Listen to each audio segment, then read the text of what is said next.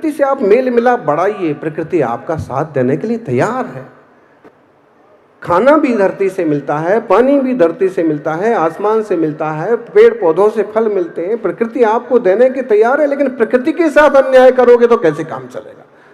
योग भी हमें प्रकृति से, पर्यावरण से जोड़ने का काम करता है, परमात्मा से जोड़ने का काम करता है।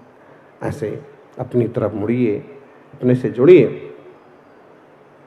ध्यान रखना, इंटरनेशनल बनना जरूरी नहीं है। लोग कहते हैं इंटरनेशनल लेवल पर, अभी वो रजनीश जी उनकी टीम आकर के वो ना इंटरनेशनल अवार्ड्स इस भाषा का, प्राकृत भाषा को अभी वैसे मोदी जी ने भी घोषित किया है क्लासिकल लैंग्वेज। हमारी पुस्तकें उनके पास पहुंची हैं और प्राकृत भाषा की जब उन्होंने सारे उल्लेख देखे हैं, और शिलालेख तो हैं ही ढेरों। संस्कृत से प्राचीन भाषा है, देश की प्राचीनतम भाषा है। अशोक के हों, खारवेल के हों, देश के जो भी प्राचीन शिलालेख हों, ब्राह्मी लिपि, प्राकृत भाषा, और दोनों चीजों का हमारे संघ में जबरदस्त अध्ययन होता है। ब्राह्मी लिपि कोई जाने ना जाने, यहां जरूर जानते हैं।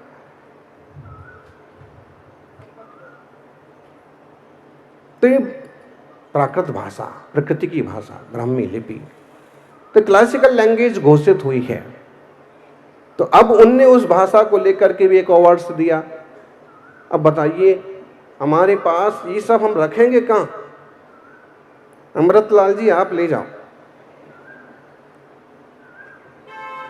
बताओ कहाँ रखेंगे? लेकिन ये भक्तों की भावना होती है कि पूज्य गुरुवरों में कोई क्षमता, योग्यता दिखती है तो उसको वह प्रसारित करते हैं, दूसरों को बताते हैं।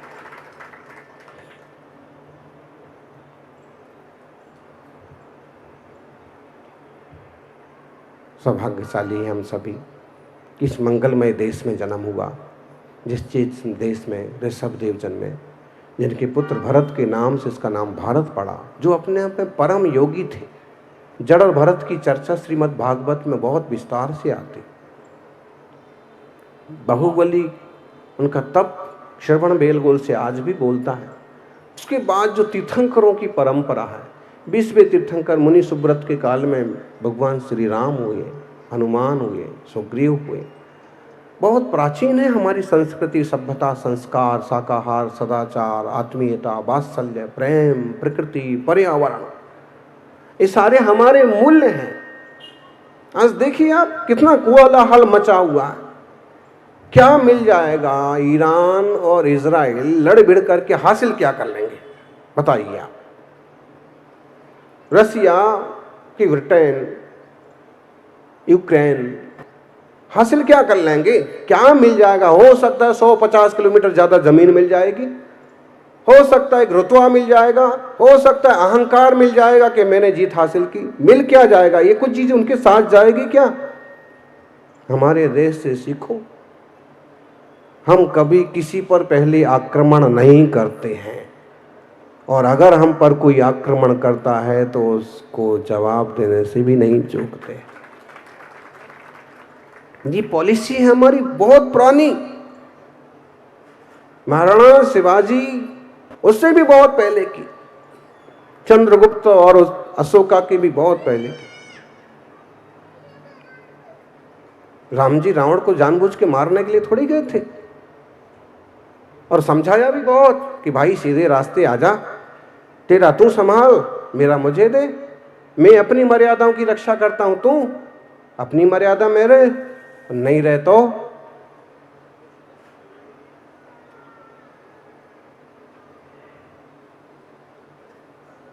आज भी कई सारे जैन लोग भी सेना में हैं। दक्षिण भारत, कर्नाटक के 500 से ज्यादा युवा सेना में हैं। जैन धर्म ये नहीं कहता है कि एकदम चुपचाप गोबर गणेश बन के बैठ जाओ, अपितु आप जिस भूमिका में है उस भूमिका को निभाओ। उपसभापति महोदय, जिस भूमिका में आप हो, आप अपनी भूमिका को ईमानदारी से निभाओ। अगर हम संत हैं तो हमें चाहिए कि हम किसी का भी अहित ना सोचें, हम सबके कल्याण की बात करें, हम कठोर तपस्या करें, हम 5 महाव्रतों का पालन करें, पूर्ण रूप से शील, ब्रह्मचर्य, अपरिग्रह का पालन करें। लेकिन आप गृहस्थ हैं, गृहस्थ में भी किस भूमिका में है? व्यापार की भूमिका, ईमानदारी निष्ठा से आप उसे पूरा करिए। अब राजनीति के क्षेत्र में आप उसमें क्या कर सकते हैं, जनता के लिए क्या उचित और योग्यतम हो सकता है, श्रेष्ठतम दे सकते हैं, वो कोशिश करिए, उसके मना नहीं है।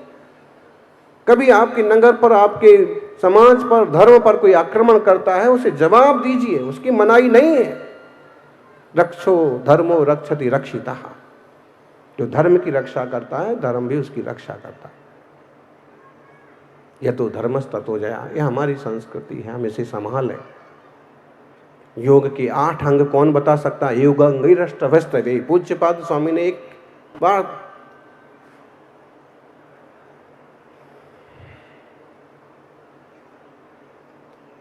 प्रातिहाराय जनान सिद्धान गुणै सूर्य समात्र भी पाठ कान विनय साधुन योगांगई रस्त अभिस्तुवे।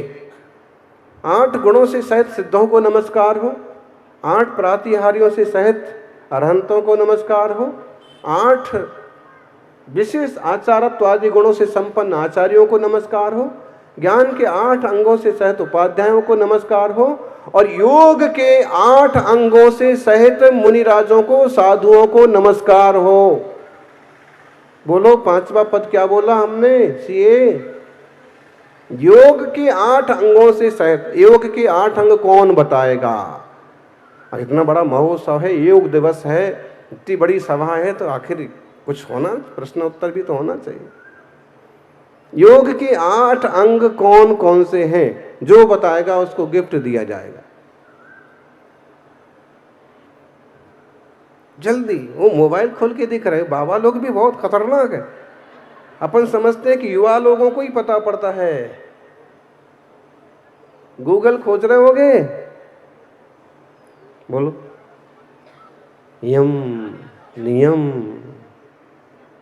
बोलो बोलो, कौन बोलेगा? महाराज लोग। योग के 8 अंग होना चाहिए, योग के 8 अंगों से युक्त साधना होना चाहिए। साधुओं के लिए, योग के लिए मना नहीं है, लेकिन विवेक हो और साधना का एक तरीका हो। यम नियम आसन प्राणायाम प्रत्याहार धारणा और ध्यान, और अंततः समाधि। कितने हो गए? और दिगंबर मुनियों में अक्सर कर इसका अभ्यास करके समाधि तक पहुंच जाते हैं, इसलिए ज्यादा फूफा नहीं करते। फूफा समझ में आया? वो समाधि तक इतना अभ्यास कर करके समाधि तक पहुंच जाते हैं, तो उनको इस सब की जरूरत ज्यादा महसूस नहीं होती है। लेकिन फिर भी ये विज्ञान है, योग सबसे यम, छोटे मोटे नियम जरूर हो, यम हो, संकल्प हो, महाव्रत हो, वो नहीं हो सकते तो नियम हो।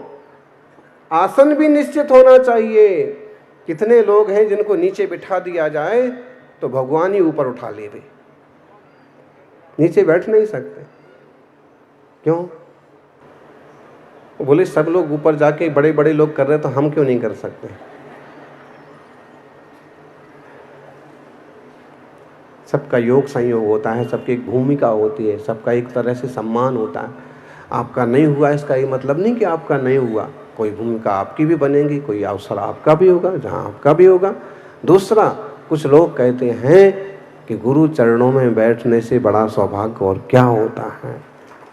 मुनिराज की अवस्था समाधि तक पहुँच जाती है, और समाधि में पहुँचने के बाद प्रत्याहार का मतलब अपनी तरफ वापस आना। यम नियम आसन प्राणायाम, ये पहले दूसरे तीसरे स्तर की चीज़ें हैं। अंतिम स्तर की चीज़ है समाधि, स्वरूपोपलब्धि। जानो ज्ञानी देह मात्र आप नहीं हैं। अज्जप जोगम को अलग से नाम देने की क्या जरूरत पड़ी? एक तो प्राकृत का शब्द, प्राचीन भाषा, दूसरा अज्जप मतलब अध्यात्म योग। अध्यात्म का मतलब अपने पास आओ, अपने भीतर आने का रास्ता। बाहर कहाँ जाओगे? ये देश कितना पाप कर लें, कितनी हिंसा कर लें, कितने बच्चों को, महिलाओं को, लोगों को खत्म कर दें, पाएंगे क्या? बीबी भी मौत मारे जाएंगे।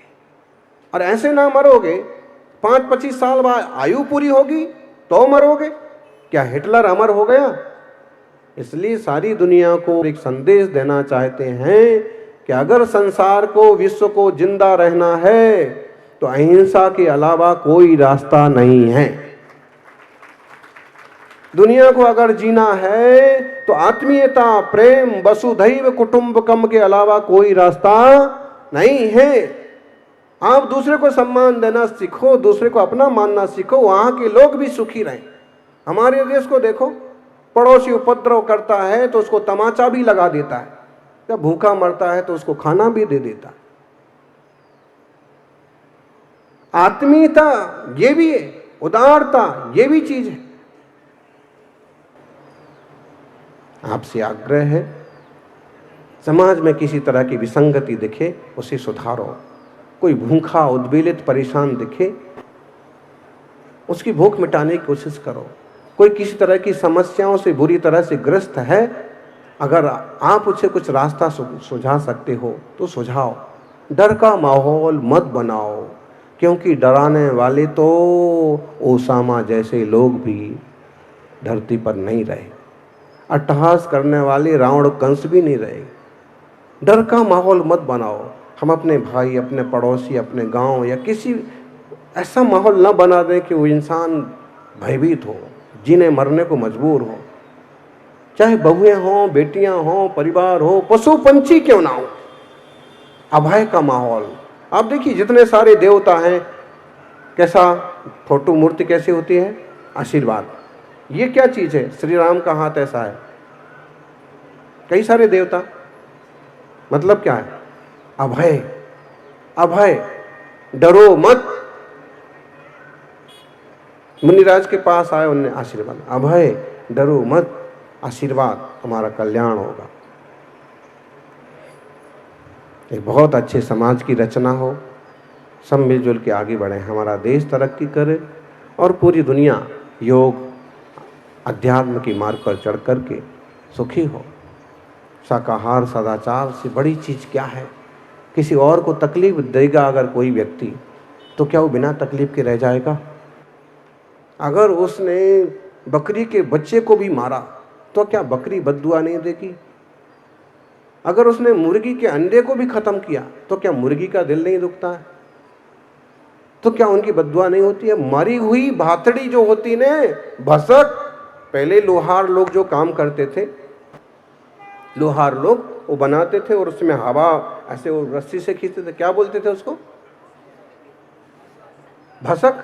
हाँ, मशक, जो पानी खींचने के लिए मशक बनाते थे, इसको भसक, भस्म करने वाली हवा मरी हुई चमड़े से बनती थी, हवा से उससे हवा निकलती थी, कोयला ऐसे भभकता था। ऐसे कहते कि मरे हुए चमड़े की हाय से जब लोहा भी भस्म हो जाता है, तो अगर जिंदा जीव जंतुओं को कोई मारे काटे तो उसका क्या होगा?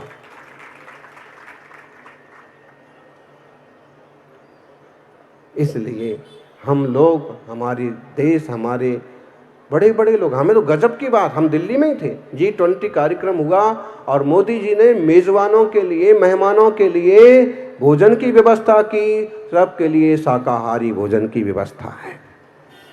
कुछ उल्टा सुल्टा खाना है तो अपने गांव से लाओ। बताइए, सीधा सच्चा संदेश है कि हम भी सुखी रहें और प्रकृति भी सुखी रहे, किसी का नुकसान ना हो। ऐसे पवित्र सनातन संस्कारों को वहन करते हुए, प्रत्येक इंसान को सम्मान देते हुए, प्रकृति और पर्यावरण का संरक्षण करते हुए प्रत्येक व्यक्ति आगे बढ़े। पर्यावरण की सुरक्षा जरूरी है। प्लास्टिक में खाइए मत, खिलाइए मत, पीजिए मत, पिलाइए मत। और कभी मजबूरी में प्लास्टिक का उपयोग किया तो उसमें खाने पीने की चीज़ें रख के फेंकिए मत, क्योंकि अगर भाजी के टुकड़े भी, रोटी का टुकड़ा भी अगर आप प्लास्टिक में रख के फेंकते हैं और गाय खाती है, कुत्ता खाता है, तो बेमौत मरने का समय आ जाता है। इसलिए कितने ही गौ भक्त हों जो लोग प्लास्टिक में खाने पीने की चीज़ फेंकते हैं, उपभोग हत्यारे हैं। तुम्हें नहीं पता पड़ा लेकिन पशु ने खाया। अपन इंसान है, दुनिया के सबसे ज्यादा समझदार प्राणी है। पहाड़ों की जरूरत है इसलिए पहाड़ हैं, पहाड़ खोद खोद के क्या करना चाहते हैं। झीलों की जरूरत है, नदियों की जरूरत है इसलिए नदियां बहती हैं। बोतलें कब तक आएंगी, किसी कारण से बिजली खत्म हो गई, इंसान का क्या होगा। कल्पना करो जी, लाइट पर, बिजली पर इतना व्यक्ति आश्रित हो गया है कि लाइट चली जाए 10-5 लोग तो यूं मर जाते हैं। मुंबई में लाइट चली जाए ना अमृत जी, 10-5 लोग, कोई लिफ्ट में फंस के, कोई वेंटिलेटर पर, कोई मरी जाते हैं।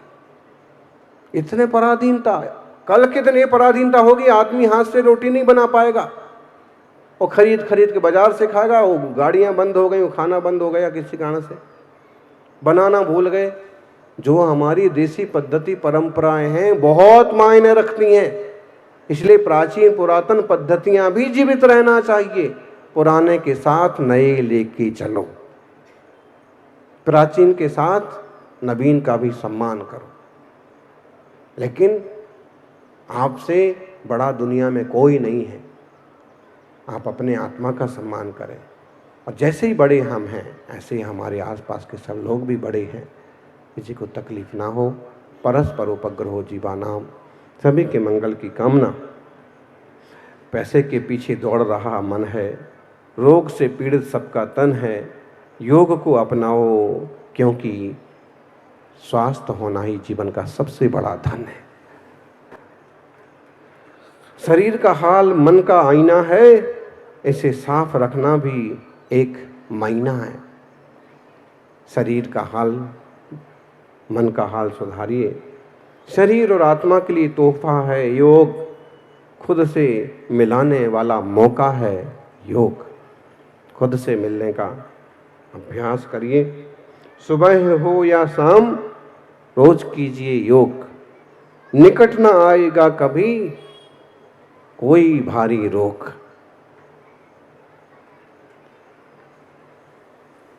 स्वयं को बदलो, यह जग बदलेगा। योग से सुखमय हर दिन निकलेगा। विज्ञान को आध्यात्मिक से जोड़ता है योग, और जटिल से जटिल रोगों की कमर तोड़ता है योग।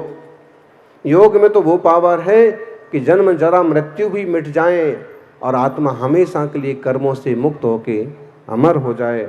ऐसे happy people build their inner worlds, unhappy people blame their outer worlds. जो लोग खुश रहते हैं वो लोग आंतरिक दुनिया का निर्माण करते हैं, और जो लोग दुखी रहते हैं वो दूसरों पर दोषारोपण करते हैं, और जो लोग योग करते हैं वो हमेशा आनंद में रहते हैं। तो अपने आप से जुड़ें, अपने आत्मा का कल्याण करने का मार्ग अपनाएं। करो अक्षप जोगम। जय बोलिए 24 तीर्थंकर भगवान की।